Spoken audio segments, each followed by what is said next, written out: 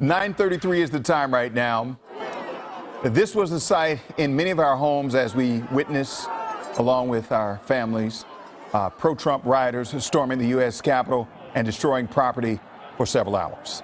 Right now, Wisdom, we are just learning that the Speaker of the House, Nancy Pelosi, has ordered that all flags be lowered to half staff at the Capitol. This following, of course, now the death of a Capitol police officer who succumbed to his injuries as a result of being involved in those riots. In total, 5 people lost their lives because of what happened on Wednesday. Wednesday's attack is hard enough for adults to process. So we can only imagine what our young adults and our children might be feeling right now. So joining us this morning for our parents panel, our children's book author and host Carrie Lee Carrington, Montgomery County Public School parent Brad Shear, and psychoanalyst and marriage, family, and child therapist Bethany Marshall. Thank you all for joining us today. Thank you. Thank you.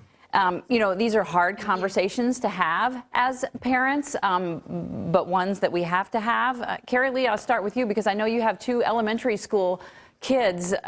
Did they bring it up to you, or did you bring it up to them, or have you yet to have the discussion? Well, I have yet to have this discussion with them, but we have had discussions in the past, and, you know, it's what really brought me to be a children's author in discussing these sort of situations with my children. And you're trying to just get them to be more empathetic in this world. Brad and Bethany, you can answer that question as well. Have you had a chance to talk to your children about this? Yes, I have. I have a middle schooler, and we actually watched it together on the news that night. And then later on in the evening, we watched the actual counting of the certification electoral votes. And my basic teaching is that to my sons, that we have a First Amendment right to protest and to voice our opinions and to assemble, but that right does not include also vandalizing, destroying, and literally harming other people and destroying property. And so I think it's a real life civics lessons for my kids, and they were very interested in what was going on, and they had a lot of questions, and I'm doing my best to try to inform them in a way that helps teach them a lesson to make this world a better place in the future.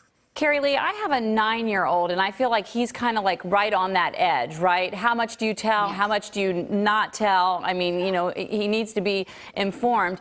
For me, the challenge always is, how do I know where to meet him where he is? You know, how do I go about doing that? Well, I'm in the same boat with you, Holly. My son is 8.5, and he is now seeing and understanding what is going on. And even in the earlier protests last year, you know, he came to me and said that he wanted to make a statement and he wanted to get involved.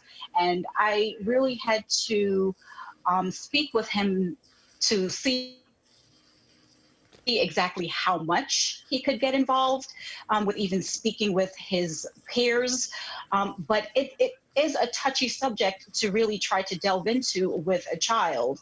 And we just really need to be open to what they're saying and try to get on their level to say, you know, you may see this going on. This may not be the right thing that we're teaching, and really ask them how they feel about it, and, you know, take it from there.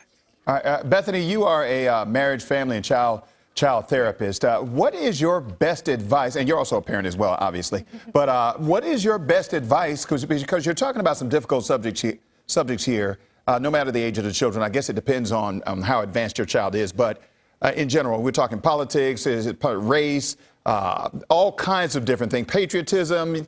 There's all kinds of things that were happening yesterday. So what is your advice as a parent and a professional on how to deal with this when because children are going to see this. There's the internet, there's television. Yes. Children are going to see this. It is your job as a parent to help your child digest and metabolize what's going on in the world. It's going to be your natural inclination to shield them from negative events.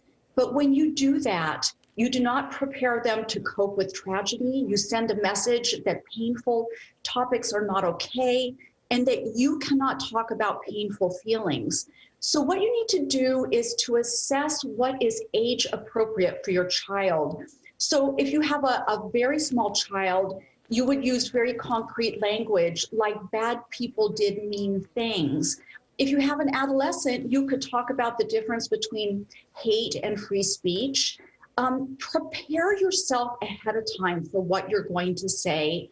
Before launching into a speech, ask your child what he or she already knows. Focus on your child rather than the events of the day. Make it a dialogue. This is not a speech to them, and this is not an interrogation. This is finding out how they feel, telling them how you feel. If they ask you a question you don't understand, it is okay to say, I don't know, but I will find out.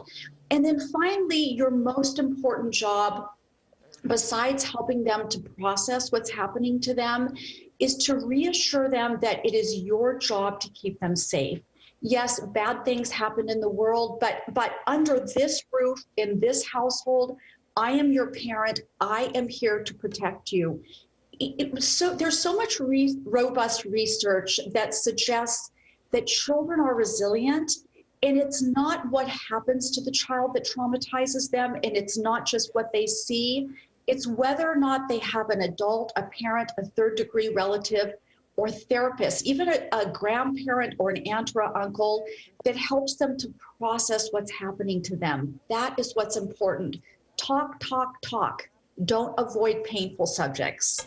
Bethany, thank you. Just great advice there. Listen to every word you said for sure. Carrie Lee and Brad, we also appreciate your input. Everybody stay healthy and well. Stay safe.